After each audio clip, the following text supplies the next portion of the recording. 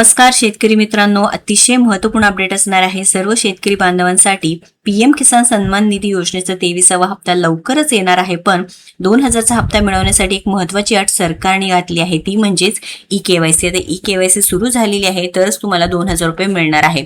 2 मिनिटात तुम्ही करू शकता। पीएम किसान सन्मान निधीची ॲप आहे त्याच्यावरून सुद्धा तुम्ही करू शकता किंवा सीएससी सेंटरमध्ये जाऊन सुद्धा करू शकता। प्रेस नोट आली आहे ज्यामध्ये सांगितलेलं आहे की पीएम किसान योजनेच्या सर्व लाभार्थ्यांना 30 जून 2026 पूर्वी वार्षिक ई-केवायसी पूर्ण करणे बंधनकारक असणार आहे। तर ई-केवायसी का महत्त्वाचे आहे तर सरकारने आता सर्व लाभार्थ्यांसाठी ई-केवायसी अनिवार्य केलं आहे। अनेक शेतकऱ्यांचे हप्ते यामुळे सरकटले आहेत।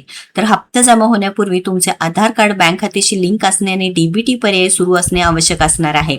मोबाईलवरून ई-केवायसी करणे अतिशय सोपं असणार आहे। त्यासाठी पीएम किसानची अधिकृत जी वेबसाईट आहे तुम्ही बघू शकता, त्यावरती जाऊन जी फार्मर्स कॉर्नर आहे त्यावरती जाऊन सुद्धा ई-केवायसीचा पर्याय निवडून तुम्ही ई-केवायसी करू शकता। किंवा लक्षात घ्या, प्रधानमंत्री किसान सन्मान निधी योजनेअंतर्गत लाभ मिळणाऱ्या सर्व पात्र लाभार्थ्यांसाठी केंद्र व राज्य शासनाने वार्षिक ई-केवायसी प्रमाणीकरण पूर्ण करणे अनिवार्य केले आहे। योजनेतील पारदर्शकता वाढवणे, गळती रोखणे व जिवंत लाभार्थ्यापर्यंत लाभ पोहोचवणे हे यामागील मुख्य उद्देश आहे।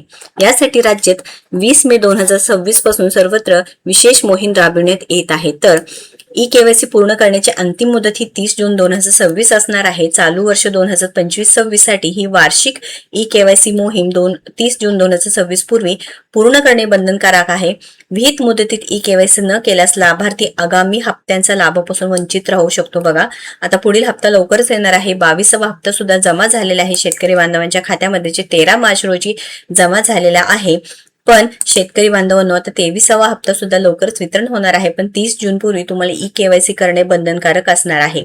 तर लाभार्थी शेतकऱ्यांना खालील 2 सोप्या पद्धतीने कोणत्याही एका पद्धतीने आपले प्रमाणीकरण पूर्ण करू शकतो, जे म्हणजे बायोमेट्रिक पद्धतीची सीएससी मध्ये जाऊन तुम्ही करू शकता। म्हणजेच काय, जे सामायिक सुविधा केंद्रावर जाऊन बायोमेट्रिक प्रमाणीकरणद्वारे करू शकता, किंवा फेस ऑथेंटिकेशन पद्धत पीएम किसान मोबाईल ॲप डाउनलोड करून स्वतःच्या चेहऱ्याद्वारे फेस ऑथेंटिकेशनद्वारे तुम्ही काय करू शकता, ई-केवायसी ची प्रक्रिया करू शकता। तर शेतकरी बांधवांनो, अतिशय महत्त्वपूर्ण अपडेट असणार आहे।